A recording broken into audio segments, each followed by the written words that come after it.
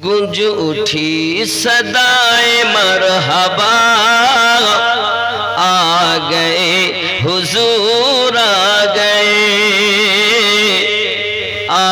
गए हुजूर आ गए।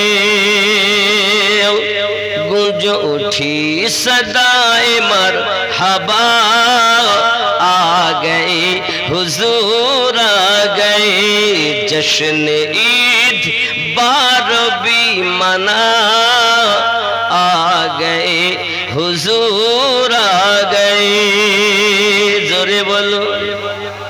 जश्न ईद माने 12 तारीखेर आनंद करो केन, आ गए हुजूर आ गए। जोरे बोले।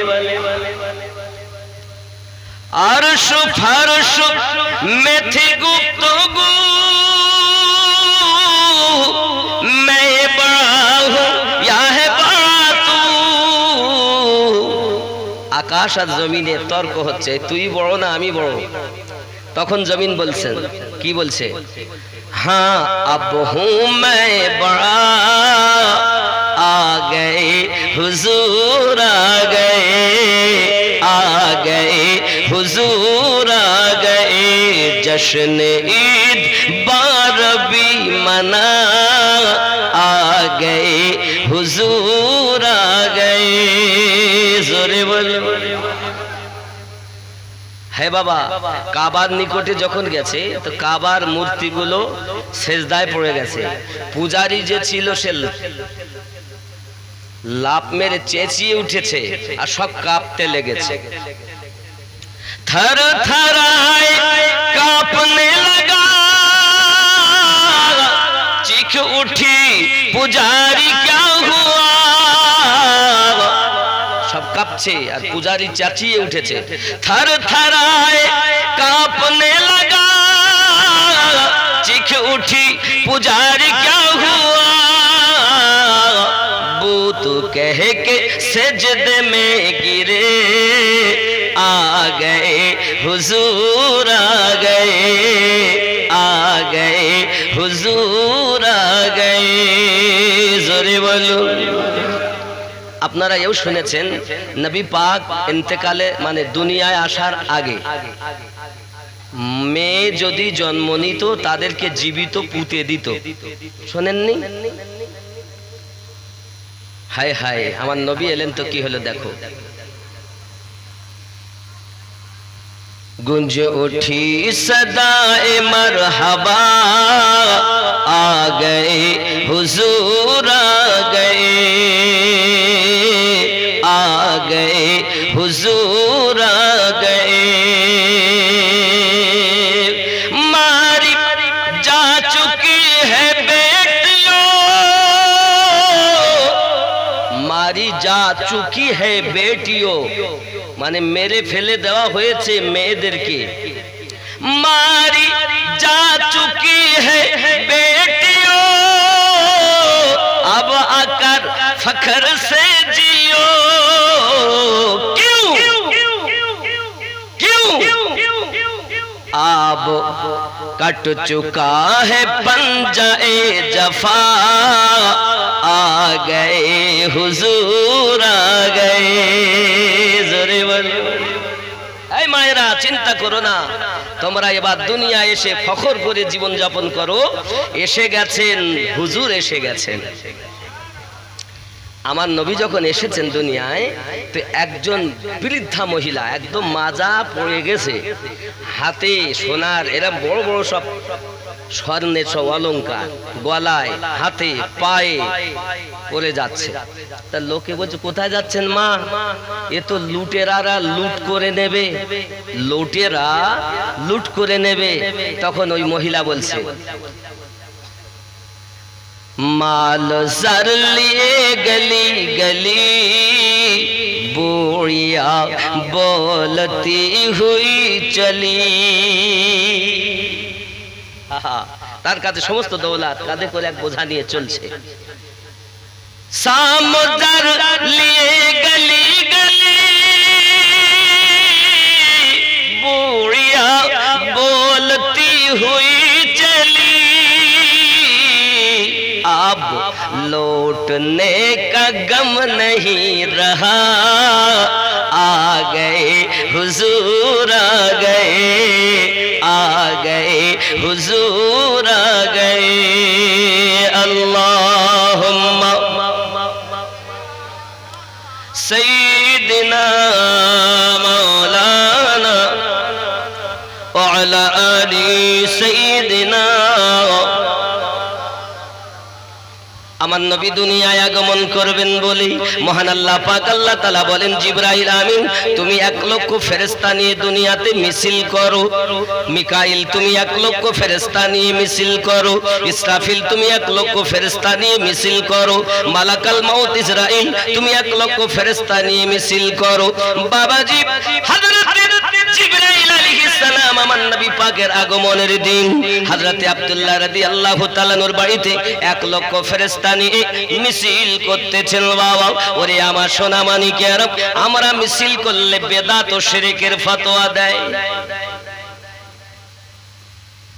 মেম্বার হয়েছে তার জন্য মিছিল করলে শিরক বেদাতের ফতোয়া দেয় না, প্রধানের জন্য মিছিল করলে শিরক বেদাতের ফতোয়া দেয় না। দুনিয়ার নেতাদের মিছিলে গেলে শিরক বেদাতের ফতোয়া পায় না।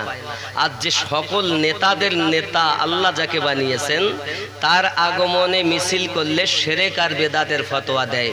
এ দুঃখ রাখবো কোথায়? হে বাবা, মেম্বারের মিছিলে গেলে ও হয়তো ঘর পেতে পারে নাকি, নইলে ত্রিপল পেতে পারে, তাও গ্যারান্টি নাই। তাহলে দুনিয়ার মেম্বারের মিছিল করলে যদি ঘরের আশা হয়, আমার নবী পাকের মিছিল করলে জান্নাতের মহালের আশা হয়। ওখানে গ্যারান্টি নাই, আর এখানে আল্লাহ গ্যারান্টি দিয়েছেন তোমরা আনন্দিত হলে আমি আল্লাহ আরো বেশি দেব, তাই কিনা? আর মিছিল করে না, কিন্তু আল্লাহ পাক ফেরেশতা দিয়ে মিছিল করাচ্ছেন আব্দুল্লাহর বাড়ি। জোরে বলুন, আব্দুল্লাহর ওই বাড়িতে নূরি মেলা লেগেছে, আব্দুল্লাহর ওই বাড়িতে নূরি মেলা লেগেছে,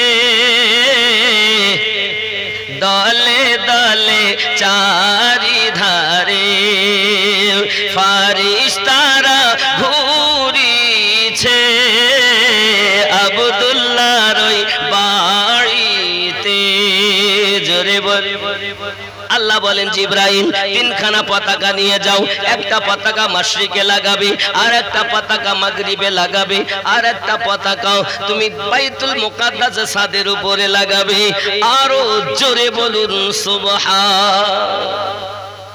আব্দুল্লাহর ওই বাড়িতে নূরি মেলা লেগেছে, দলে দলে চারিধারে ফারিস্তারা ঘুরি। জোরে বলুন না সুবহানাল্লাহ। কারা ঘুরছেন? কারা ঘুরছে? ফেরেশতারা। চলো যাবো মদিনাতে দয়ার নবীর দেখতে, চলো যাবো মদিনাতে দয়ার নবীর দেশেতে, মদিনাতে কাবার কা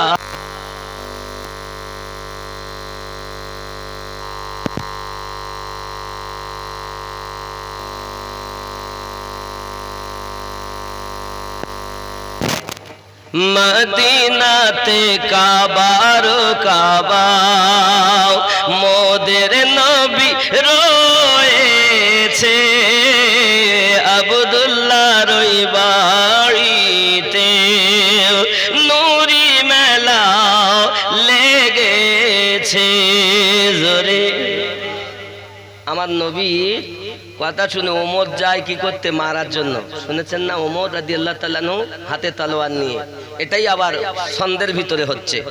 ওমর ইবনে খাত্তাব চলে নবীজিকে মারিব বলে, ওমর ইবনে খাত্তাব চলে নবীজিকে মারিব বলে, দেখে নবীর নূরি চেহারা ওমর কলেমা পড়েছে আব্দুল্লাহর ওই বাড়িতে, নূরি মেলা লেগেছে। এমন নবী কোথায় পাবো, নবীর প্রেমে মরিয়া যাব। এমন নবী কোথায় পাবো, নবীর প্রেমে মরিয়া যাব। বুকে পাথর নিয়ে দেখো হযরত বেলাল বলিছে আব্দুল্লাহর ওই বাড়িতে নূরি মেলা লেগেছে। জোরে বলো। আব্বা অনেক কথা। আমার নবী পাক সাল্লাল্লাহু আলাইহি ওয়াসাল্লাম দুনিয়া জমিনে আগমন করলেন, অনেক কথা ছেড়ে দিলাম। হালিমাতু সাদিয়া রাদিয়াল্লাহু তাআলা বাড়িতে লালন পালন হলেন, ছেড়ে দিলাম। হালিমাতু সাদিয়া রাদিয়াল্লাহু তাআলা আমার নবী পাককে আম্মা জানের কাছে খাজা আব্দুল মুত্তালিবের বাড়িতে দিয়ে গেলেন। ওখান থেকে স্টার্ট জীবনী। জোরে বলো। কারণ আমি যদি নবী জন্ম থেকে এই পর্যন্ত আসতে চাইতে কম করে 4 থেকে 5 ঘন্টা সময় উগানে যাবে। কথা বুঝতে পেরেছেন? এবার আমি ওখান থেকে বলবো। হযরতে আম্মা আমিনা রাদিয়াল্লাহু তাআলা আনহার কাছে আমার দয়াল নবীর বয়স তখন 6 বছর। যুবকের প্রিয় নবী সাল্লাল্লাহু আলাইহি ওয়াসাল্লাম আম্মা জানকে বলেন, আম্মা আমার আব্বা জানকে আমি দেখব। দাদু হযরত আব্দুল মুত্তালিবের কাছে বারবার যখন যান, দাদু বড় খেদমত করেন, মুহাব্বত করেন, আদর করেন, সোহাগ করেন, যত্ন করেন। খাজা আব্দুল মুত্তালিব রাদিয়াল্লাহু তাআলা আনহুর কাছে বাবা আমার থাকেন, আম্মা জানের কাছে থাকেন। বারবার মায়ের কাছে যখন আপনার আবদার করছেন, আয় আম্মা জান আমার আব্বা জান কোথায়, আমি যাব দেখব। আম্মা জান বলেন, মায়ে বাবা মুস্তাফা তোমার আব্বা দুনিয়া থেকে ইন্তেকাল করেছেন অমুক জায়গাতে, আব্বাকে দেখব, আব্বার মাজার জিয়ারত করতে যাব। সঙ্গে সঙ্গে হযরতে আমিনা রাদিয়াল্লাহু তাআলা আনহা একদিন শ্বশুর আব্বাকে খেতে দিয়েছেন। কি দিয়েছেন? খেতে দিয়েছেন। দেওয়ার পর খাজা আব্দুল মুত্তালিব খাওয়া শুরু করেছেন। আমি রাসূলের জীবনী শুরু করেছি কিন্তু এখান থেকে। আব্বাজি আমার সোনা মানিকেরা উনি খাওয়া দাওয়া শুরু করেছেন। হযরত আম্মা আমিনা রাদিয়াল্লাহু তাআলা আনহা দুটি হাত জোড় করে বলছেন, শ্বশুর আব্বাজি, আব্বাজান, আব্বাজান আপনার কাছে আমার একটা আরজি আছে, আবেদন আছে, যদি আপনি কবুল করেন। হযরত আব্দুল মুত্তালিব বলেন, মা আমিনা বলো মা তুমি কি বলতে চাচ্ছ? হযরত আম্মা আমিনা বলেন, আব্বাজান আপনার দাদু ভাই বারবার আব্বার কথা বলেন, আমার মন ভালো লাগে না। দীর্ঘদিন হয়ে গেল আমি আব্বার বাড়িতেও যাইনি। আমি নিয়ত করছি আপনি যদি ইজাজত দেন তাহলে আপনার দাদু ভাইকে নিয়ে আমি আমার বাপের লয় একটু ঘুরে আসব, ইয়াসরিব দেশ থেকে ঘুরে আসব। আর আসার পথে আপনার সন্তান আব্দুল্লাহর মাজার জিয়ারত করিয়ে আনবো। আব্বা আপনি যদি আমাকে ইজাজত দেন। এই যুবকেরাও এতটুকু কথা যখন খাজা আব্দুল মুত্তালিব শুনলেন, সঙ্গে সঙ্গে বলতেছেন, এমন চোখ দিয়ে টপ টপ করে পানি ঝরতেছে বাবা, চোখের পানি প্লেটে খাবার পাত্রেতে পড়ে যাচ্ছে। আম্মা আমিনা বলেন, আয় আমার আব্বাজি, আপনি যদি যেতে না দিতে চান আমি যাব না, দয়া করে আপনি কাঁদবেন না, আমি আমিনা সব সইতে পারি গো, আপনার চোখের পানি সহ্য হয় না। হযরত আব্দুল মুত্তালিব বলেন, মা আমিনা আমি তোমাকে যাওয়ার জন্য বাধা দিতে পারি না, তবে তুমি যখন আমার কাছে বিদায় চেয়েছো আমার একটি কথা মনে পড়ে গেছে মা, শুনে রাখো আমাদের এই বংশের ভিতরে সম্মানিত ছেলে ছিল যার নাম ছিল হযরত বনি হাশিম, সেও তেজারতে গিয়ে ফিরে আসেনি। তারপরে এই পরিবারের সব থেকে সম্মানিত ভালো ছেলে ছিল হযরত আব্দুল্লাহ, সেও তেজারতে গিয়ে ফিরে আসেনি। তুমি যখন আমার কাছে বিদায় চাও আমার মনে হয় যেন আমি না তোমার সঙ্গে বুঝি আমার আর দেখা হবে না, এই জন্য আমি কাঁদি, এই জন্য আমি কাঁদি। আমার বেটা আব্দুল্লাহর কথা মনে পড়ে গেল, আমার বেটা আব্দুল্লাহর কথা মনে পড়ে গেল। যুবকেরা শ্বশুর আর বৌমাতে কত মায়া একটুখানি দেখুন। শ্বশুরের এই কান্না দেখে বৌমা বলছেন, আজকালকার বৌমা না যে শ্বশুরকে ভাত দিতে চায় না,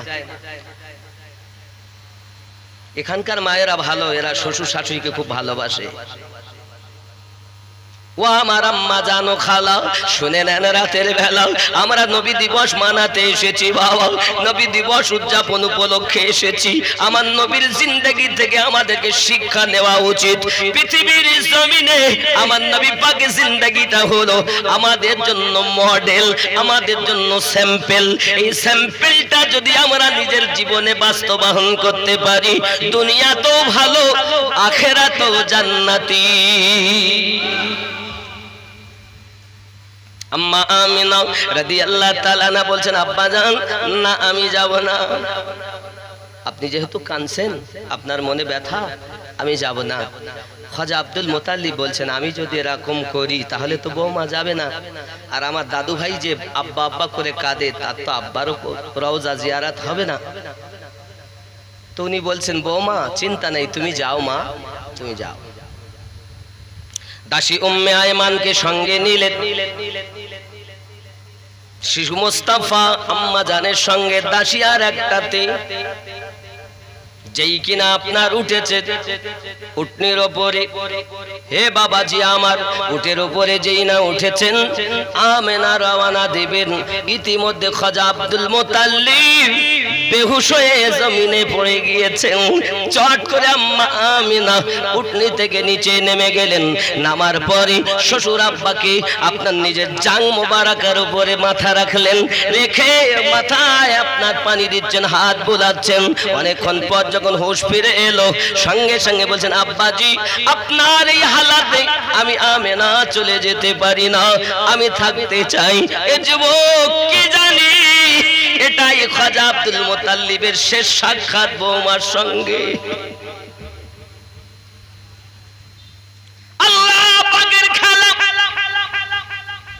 নবী দো জাহান সাল্লাল্লাহু আলাইহি ওয়াসাল্লামের আম্মাজি শ্বশুর আব্বাকে বলছেন, আব্বা জান আমি যেতে চাই না, আপনার এই হালাতে আমার মন চায় না, মন সরে না।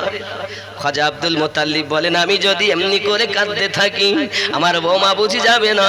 জোর করি বললেন, বৌমা তুমি যাও, বেশি দেরি করবে না, তোমার আশায় আমি পথে থাকবো, তোমার আশায় আমি পথে থাকবো, কারণ তুমি ছাড়া আমার আদর করার মতো আর কেউ নাই তোমার মতো। হযরতে আব্দুল মুত্তালিব রাদিয়াল্লাহু তাআলা আনহু আপনার বৌমাকে বিদায় দিলেন। বৌমা আবার আপনার কিনা শ্বশুর আব্বার কদম বুসি করে বিদায় নিয়ে যেই না আপনার উটের উপরে উঠে চেপেছেন, খাজা আব্দুল মুত্তালিব যতদূর দেখতে পান, যতদূর চোখে দেখতে পান বৌমাকে দেখতেই আসেন। যত সময় পাহাড়ের আড়াল না হয়েছে তত সময় আব্দুল মুত্তালিব বৌমাকে দেখতেছে।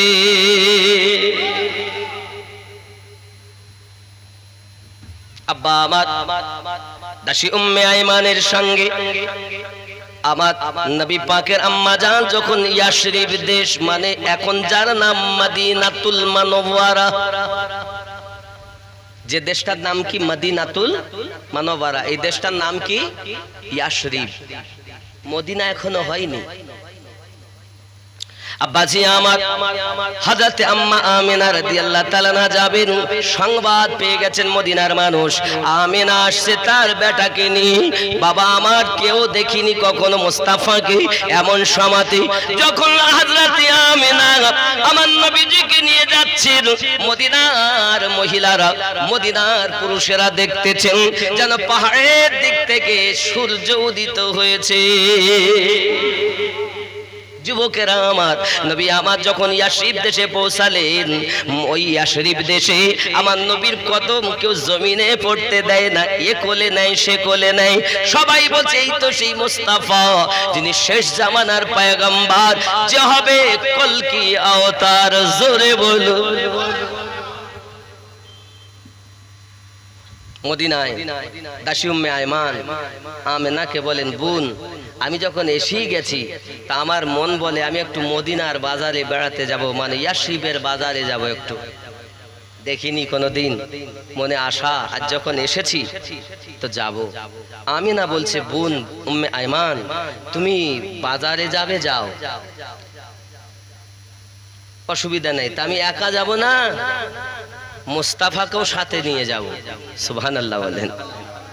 দাসী উম্মে আয়মান যখন এ কথা বলেছেন, সঙ্গে সঙ্গে আপনাকে না আম্মা আমিনা বলছেন, ও বোন দাসী উম্মে আয়মান, ও গো উম্মে আয়মান, আমার এই ছেলের সম্পর্কে তুমি কি জানো? এই ছেলেটার নাম যদি কেউ জিজ্ঞাসা করে খবরদার যেন পরিচয় দেবে না। বাপের নাম জিজ্ঞাসা করলে বলবে না, বাড়ি কোথায় বলবে না, শুধু ঘুরিয়ে নিয়ে আসবে, খবরদার পরিচয় দেবে না। মানা করে দিয়েছে। আমিনা রাদিয়াল্লাহু তাআলার কথা শুনে দাসী উম্মে আয়মান যখন আমার নবীর হাত মোবারকা ধরে ইয়াসরিবের ওই বাজারের দিকে যাচ্ছেন, বাবা আমার রাস্তার মাঝে একজন তাওরাতের পণ্ডিত রাহিব বসে আছে। ইয়াসরিবে ঢোকার আগে, বাজারের আগে দাসী উম্মে আয়মান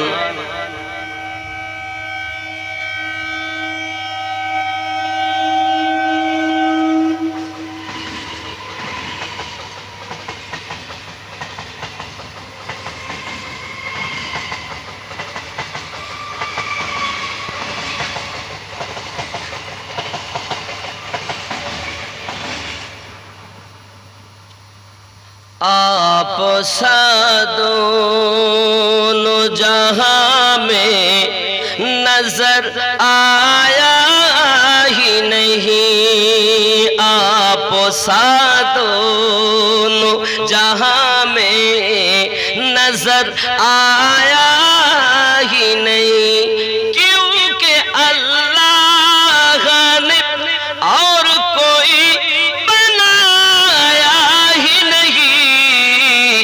आप दोनों जहां में नजर आया ही नहीं, आप दोनों जहां में नजर आया ही नहीं। क्यों? क्योंकि अल्लाह ने और कोई बनाया ही नहीं, आप दोनों जहां में नजर आया ही नहीं। जोरे बोले। मक्के में जो गया रास्ते से लौट आया, मक्के में जो गया रास्ते से लौट आया, মানে মক্কায় গিয়েছে, कि মক্কা দেখে তপ করে রাস্তা থেকে ফিরে এসেছে, মদিনায় যায়নি। বলছে মদিনায় যাওয়ার দরকার নাই। ইউটিউবে মৌলবীরা বলছে না, দেখবেন হজের আরকানের মধ্যে মদিনায় যাওয়ার নিয়ম নাই, মদিনা না গেলেও হজ হবে। নাউজুবিল্লাহ বলে। मक्के में जो गया रास्ते से लौट आया, समझे कि उसे आका ने बुलाया ही नहीं, ये वो समझे कि उसे आका ने बुलाया ही नहीं। आप सा दोनों जहां में नजर आया ही नहीं। জোরে বলে যারা মক্কায় গিয়েছে রাস্তা থেকে ফিরে এসেছে ও যেন মনে করে ওকে আমার দয়ার নবী ডাকেননি, ডাকলে তো যাবে। খেয়াল করেন महबूब मुहीब का दो जहां में नहीं कोई सानी, महबूब मुहीब का दो जहां में नहीं सानी, एक का जिस्म नहीं और एक का साया ही नहीं, एक का जिस्म नहीं और एक का साया ही नहीं। आप सा दोनों जहां में नजर आया ही नहीं। जोरे बोले महबूब আমার নবী আর মুহিব হলো আল্লাহ, ঠিক কি না? দো জাহাঁ মে মানে এ জগৎ পর জগত কোনো জোড়া নাই, সানি অর্থ জোড়া নাই। আল্লাহর মতো কোনো আল্লাহ আছে?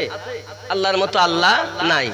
নবীর মতো কোনো নবীও, একজনার দেহ থেকে তিনি পাক, দেহ নাই, আল্লাহ দেহ থেকে পাক, আর আমাদের নবী ছায়া থেকে পাক। জোরে বলেন ঠিক এটাই এই নাতে বলা হয়েছে महबूब मुहीब का दो जहां में नहीं सानी, एक का जिस्म नहीं और एक का साया ही नहीं। जोरे আমার নবী ছায়া আছে। যুবক নাত বুঝলে অনেক, না বুঝলে কিছুই নাই। খেয়াল করে কবর মে কাহা জব কাহা কবর में जब कहा कब्र में मेरे सरकार ने ए मेरा है, फिर नकीरों ने मुझे हाथ लगाया ही नहीं। आप सा दोनों जहां में नजर आया ही नहीं। কবরে যখন গিয়েছি নবী যখন বলেছেন ও আমার, তখন মুনকার নাকির আমার গায়ে হাতও লাগাননি। হায় হায় হায়। जब कहा कब्र में सरकार ने ए मेरा है, फिर नकीरों ने मुझे हाथ लगाया ही नहीं। নবী যদি একবার বলে দেন কবরে প্রশ্ন হবে না মা কুনতা তাকুলু ফি হাক্কি হাযার রাজুল, এই ব্যক্তি সম্পর্কে তোমার কি ধারণা? প্রথম প্রশ্ন তো আমার উত্তর রব্বি আল্লাহ, দ্বিতীয় প্রশ্নের উত্তর হলো আমার দ্বীন ইসলাম, তৃতীয় প্রশ্ন নবী সম্পর্কে ইনি কে। তা আমি যদি বলি নবী আমার, আর নবী যদি বলেন আমি চিনি না, তাহলে কাজ হবে? এই কথা বলেন। তাই নবী যদি একবার বলেন যে আমার, তাহলে মুনকির নাকির আর হাত লাগাবে না। জোরে বলে আব্বাজি আমার সোনা মানিকেরা, চলুন না এগিয়ে যাই। হযরত উম্মে আইমান আমার নবীকে নিয়ে ইয়াশরিবের বাজারের আগে মনে আছে ঢুকছেন, এমন সময় ওই রাহিব সে দেখতেছে ছেলেটা তো আমি কেতাবে যা পড়ি সেই ছেলে। এমন সময়তে আপনারা গিয়ে গেছে, আগিয়ে যাওয়ার পরে বলতেছেন, কে গো তুমি, তোমাদের বাড়ি কোথায়? উম্মে আয়মান কিছুই বলেন না। এই ছেলেটার আব্বার নাম কি? তাও বলেন না। ছেলেটার দাদুর নাম কি? তাও বলেন না। আপনার কিনা কোথা থেকে এসেছো? তাও বলেন না। আব্বা আমার, তোমার নাম কি? তাও বলে না। বলাই তো নিষেধ। সঙ্গে সঙ্গে ওই রাহিব বলে, ওগো মা, তোমায় বলতে হবে না, আমি শুধু বলবো, তুমি শুধু মাথা হিলিয়ে দেবে। আমি যদি সঠিক হয় তাহলে হ্যাঁ বলবে, আর যদি বেঠিক হয় তো মাথা হিলিয়ে না বলবে। ওই রাহিব যখন আপনার জিজ্ঞাসা করি, বলো না বলো না, এই ছেলেটার বাড়ি তো মক্কাতে। দাসী উম্মে আয়মান মাথা হিলিয়ে দেন হ্যাঁ। এই ছেলেটার দাদুর নাম আব্দুল মুতাল্লিব, এই ছেলেটার আব্বার নাম আব্দুল্লাহ, এই ছেলেটার মায়ের নাম আমেনা। এই ছেলেটা সাথে তুমি এসেছো, তোমার নাম দাসী উম্মে আয়মান। হযরত উম্মে আয়মান বলে, কেমন করে বাবুজি আপনি জানলেন? বলে, তুমি বললে কি হবে, না বললে কি হবে? এই ছেলেটার সমস্ত বংশ তালিকা কোথায় যাবে, কি হবে, সব তৌরাতের ভিতরে লেখা আছে। আমি তৌরাতের হাফেজ, তৌরাত পড়ে বলতেছি। কথা বুঝতেছে আব্বাজি আমার সোনা মানিকেরা? এমনি কথা যখন আপনার কিনা ওই রাহিব বলেছি, দাসী উম্মে আয়মান মাথা হিলিয়ে দিয়েছে। সব কিছু তো আপনি সঠিক বললেন। সঙ্গে সঙ্গে বলছেন, মাথা যখন হিলিয়েছে, জি হ্যাঁ সঠিক বলেছেন। সঙ্গে সঙ্গে আপনার কিনা ওই রাহিব বলতে চাচ্ছে, দাসী উম্মে আয়মান, মাগো তোমার হাত দুটি ধরে বলি, মাও তুমি আগিয়ে যেও না, তুমি ইয়াসরিবের বাজারে যেও না।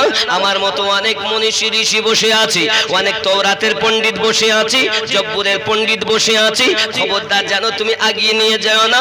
হাজার হাজার দুশমন ওই বাজারে বসে আছে, তাকে যদি একাকী পেয়ে যায় তাকে কিন্তু কতল করে দেবে, তাকে কিন্তু ধ্বংস করে দেবে, যাতে দুনিয়াতে আল্লাহকে কেউ যেন না চিনতে পারে। ও দাসী উম্মে আয়মান, আমি তোমার অনুরোধ করে বলি, তুমি চলে যাও, এই শিশু মুস্তাফাকে দিয়ে তুমি বাড়িতে ফিরে যাও, নইলে অনেক দুশমন বাজারে ভরা রয়েছে।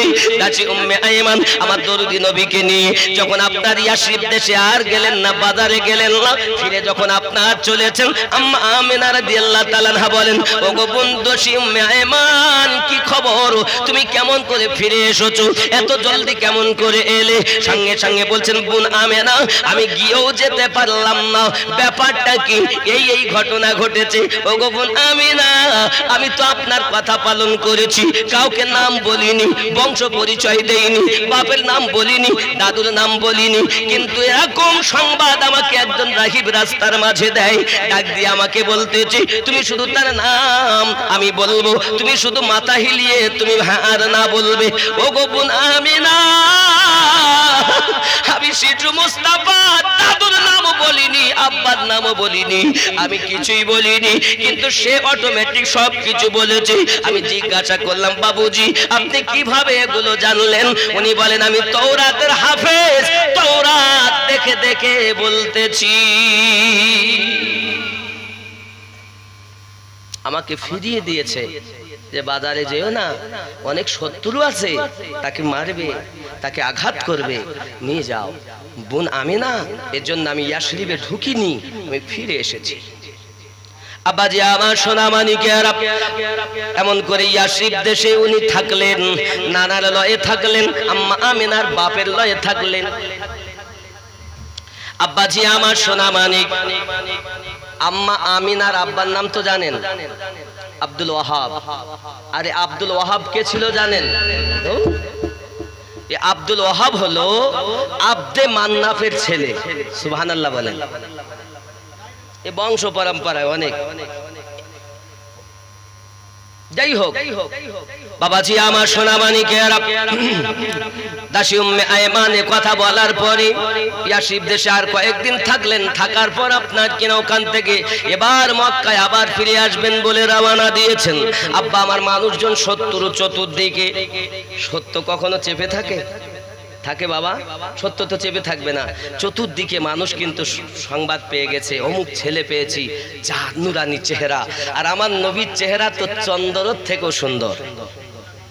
হায় হায়, হে সোনা মানিক আমার, যাই হোক না কেন, আমেনা রাদিয়াল্লাহু তাআলা আনহা যদি দেখেন 14 দিন, মতান্তরে 29 দিন, আম্মা আমেনা রাদিয়াল্লাহু তাআলা আনহা ওই ইয়াসরিব দেশে থেকে উনি রওনা দিয়েছেন। মানুষ দেখলে এ পথে অন্য পথে যান, সে পথে মানুষ দেখলে আরেক পথে যান, এইভাবে উনি যাচ্ছেন। বাবা আমার যেতে যেতে মাকামে আবা, যেখানে আমার নবীজির আব্বাজি শুয়ে আছেন, আব্বাজি আমার ওইখানেতে দূর থেকে আম্মা আমিনা বলছেন, ওগো বেটা মুস্তাফা, ওই দেখো তোমার আব্বা জানের রওজা, ওইখানে তোমার আব্বা শুয়ে আছেন। এই আব্দুল্লাহ রাদিয়াল্লাহু তাআলা ইন্তেকাল করেছিলেন না, তারপরে আম্মা আমিনাও এসেছিলেন, আব্দুল মুতাল্লিবও এসেছিলেন। এ অনেক ওই ইতিহাস অনেক গুজরে গেছে অনেক আগে। আমি এমনি বলিনি যে 5 ঘন্টা যাবে ওদিক। আপনি দেখেন আমি কতদূর নিয়ে যেতে পারি জীবনীটা। এমন সময়তে হযরত আম্মা আমিনা রাদিয়াল্লাহু তাআলা আনহা আপনার করলেন কি, বেটাকে যখন বললেন, মুস্তাফাকে বললেন, দয়ার নবীকে বললেন, আমার দরুদি নবী আমার আব্বা জানের রওজার কাছে চলে গেছেন, আব্বা আমার এমনি করে রোনাজারি করছেন তিনি, ও সোনা মানিকেরা আমার, এমনি করে দূর থেকে আম্মা আমিনা রাদিয়াল্লাহু তাআলা আনহা দাসী উম্মে আয়মানকে বলছেন, দাসী উম্মে আয়মান আমার কাছে এসো। দাসী উম্মে আয়মান যখন কাছে এসেছে, বলছে, দাসী গো আমার শরীরটা ভালো করতেছে না, আমাকে একটু ধরো ও বাবাজিরা আমার। এমন সময়তে উনি যখন ওইখানেতে বসে পড়েছেন আর হেলান দিয়ে চোখটা একটু এটে এসেছে, হঠাৎ করে দেখতেছেন রওজার উপরে খাজা আব্দুল্লাহ আমনাকে হাতছাউনি দিয়ে ডাকতেছে, ও সোনা মানিকেরা। আর যদি কোনো মিলিত ব্যক্তি হাতছাউনি দিয়ে ডাকে, এটাই হলো মৃত্যুর লক্ষণ। ও যুবক সোনা মানিক, এমনি করে আম্মা আমিনা রাদিয়াল্লাহু তাআলা আনহা যখন দেখলেন তার স্বামীকে, মনটা বড় খারাপ হয়ে গেল, ঘুম তো ভেঙে গেল। সঙ্গে সঙ্গে মুস্তাফাকে ডাকতেছি, ও দাসী উম্মে আয়মান, আমি তোমাকে কয়েকটা উপদেশ দিয়ে যাই, শোনো। তুমি যেন মনে হয় আমি আর বাঁচবো না, আর ফিরে মনে হয় মক্কাতে যাব না, তুমি বাড়ি যাবে, আমার শ্বশুর আব্বাকে মদিনার সমস্ত ঘটনাগুলো শোনাবে, ইয়াসরিব দেশের ঘটনাগুলো শোনাবে। ও দাসী উম্মে আয়মান, তোমার কাছে আমার আবদার, আমার ছেলে মুস্তাফাকে যেন কোনোদিন খেলতে দিও না, তুমি তত সময় যেন খেও না যত সময় আমার এতিম মুস্তাফা না খাবে। বলো তুমি আমার সঙ্গে কথা দিলে কি নাও? এ দাসী উম্মে আয়মান, আমি কাকে বলে যাব, কার কাছে সঁপে যাব? আমি তোমার কাছে আমার বেটা মুস্তাফাকে সঁপে দিয়ে যাচ্ছি। এ দাসী উম্মে আয়মান, আমার শ্বশুর আব্বাকে সমস্ত ঘটনাটা খুলে খুলে বলবি। সোনামানি এমনি করে আম্মা আমিনা রাদিয়াল্লাহু তাআলা আনহা যখন দাসী উম্মে আয়মানকে বলতেছেন, সোনামানিকেরা আমার, দাসী উম্মে আয়মান বলেন, ও বোন আমিনা, আমি আপনার সমস্ত শর্তগুলো মেনে নিলাম, আমার মুস্তাফাকে একটু ডাকো। দয়ার নবী যখন আপনার কিনা আম্মার কাছে এসেছেন, আম্মা আমিনা বলছেন, বাবা মুস্তাফা, প্রত্যেকটি নতুন জিনিস একদিন পুরানো হয়ে যায়। আমি দুনিয়ায় এসেছি, আমিও চিরজীবন থাকবো না, আমি দুনিয়া থেকে চলে যাব। ওগো মুস্তাফা শুনে নাও বাবা, তুমি যেন কখনো খেলতে যেও না বাবা। কেন মা খেলতে যাব না? খেলতে যখন যাবে বাবা, অনেক কথা, আল্লাহ পাক তোমাকে খেলার জন্য দুনিয়ায় পাঠাইনি। হযরত আমিনা বলে, ওগো বেটা মুস্তাফা, তুমি দুঃখ করো না, তোমার দাদুর কাছে যাবে আর পুরো সব কিছু খুলে খুলে বলবে।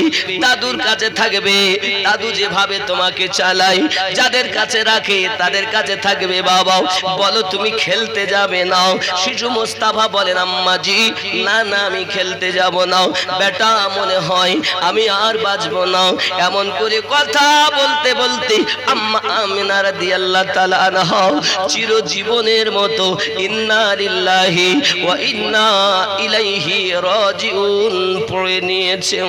দয়াল নবী ছোট বালকের মতো এত চিৎকার মেরে কেঁদেছিলেন, এত কান্না কেঁদেছিলেন রে বাবা, যেটা কবিরা লিখতেছে বাবা।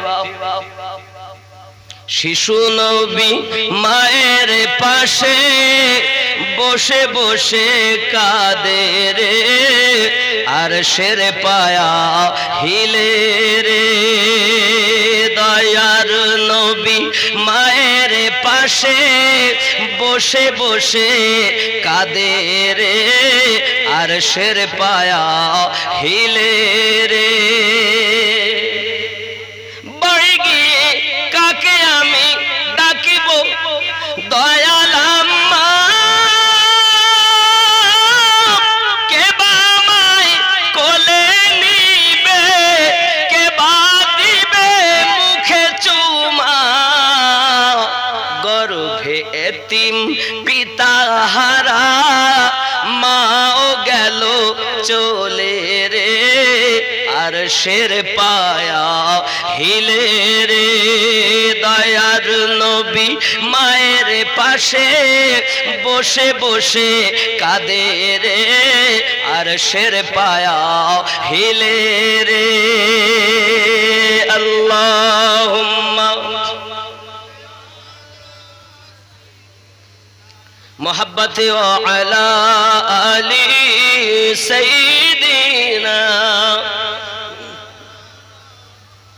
আব্বাজি আমার সোনা মানিকেরা হযরতে দাসী উম্মে আয়মান কাঁদতেছেন প্রিয় রাসূল আপনার কাঁদতেছেন পেটে থাকতে আব্বাস হারিয়েছেন 6 বছর বয়সে চিরজীবনের মতো আম্মা হারিয়ে ফেলেছেন দয়াল নবী আমার এমন কি বিশাল কান্না করেছেন সেখানে আল্লাহ পাক আল্লাহ তাআলা দুইজন ফেরেশতা আসমান থেকে পাঠিয়ে দিলেন জোরে বলুন ওই ফেরেশতার মাধ্যম দিয়ে আপনার কিনা হযরত আব্দুল্লাহ রাদিয়াল্লাহু তাআলা নূর মাজারের উল্টা পাশে হযরত আম্মা আমেনা রাদিয়াল্লাহু তাআলা নার মাজার মুকদ্দাসা হয়েছে জোরে বলুন না ইয়া রাসূলুল্লাহ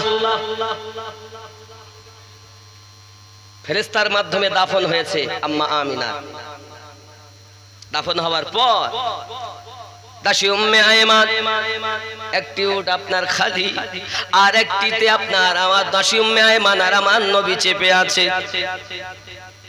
যুবক আমার টুকটুক করে চলে আসছেন মদিনা ইয়াশরিফ দেশে চলে আসছেন বাবা হযরত আব্দুল মুতাল্লিব রাস্তায় যদি কাউকে দেখেন জিজ্ঞাসা করেন আমার বৌমা আমেনাকে কি আসতে দেখেছো বাবা প্রত্যেক দিন লাঠি ঠেকা দিয়ে বড় মানুষ দাঁড়িয়ে দাঁড়িয়ে বৌমার অপেক্ষা করে কত মায়া ছিল শ্বশুরের বৌমার সাথে যুবকের হযরত আব্দুল মুত্তালিব রাদিয়াল্লাহু তাআলা আনহু এমনি করে কান্না করতে করতে আপনার কিনা তার চোখের হালাত অবস্থা অন্যরকম হয়ে গেছে বাবা হযরত দাসী উম্মে আয়মান পৌঁছালেন নবী পাক যখন পৌঁছে গেলেন পৌঁছে যাওয়ার পরে দাদুর কাছে পৌঁছি আপনার দাদু গায়ে হাত দিচ্ছেন বাবা তোমার দাদুর সাথে বলবে কিন্তু খুব ধৈর্য ধরে আস্তে আস্তে বলবে মা বলে দিয়েছিলেন তোমার দাদু হলো বৃদ্ধ মানুষ তোমা আমাকে বেশি ভালোবাসে যদি বলো হয়তো সইতে পারবে না নবী আমার দাদুর কাছে পৌঁছিয়েছেন আব্বা নাই মা নাই শিশু মুস্তাফা দাদুর কাছে পৌঁছিয়ে ফপিয়ে ফপিয়ে ডুকরে ডুকরে কাঁদছে দয়াল নবীর দাদুজি আমার দরুদি নবী পাকের গায়ে মাথায় হাত দিয়ে বলে বাবা এই দাদু ভাই মুস্তাফা বলতে হবে না বুঝতে পারছি আমার বৌমাকে আনতে পারুনি